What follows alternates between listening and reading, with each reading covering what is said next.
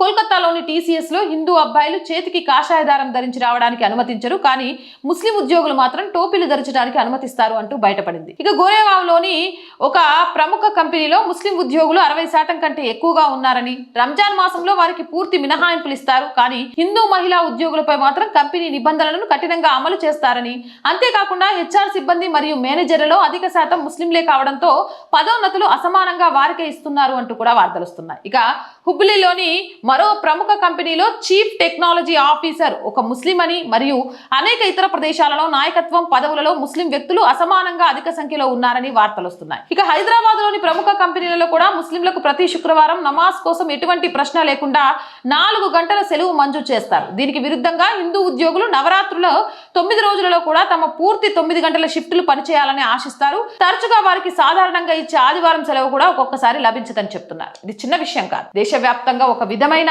Pattern కనిపిస్తోంది.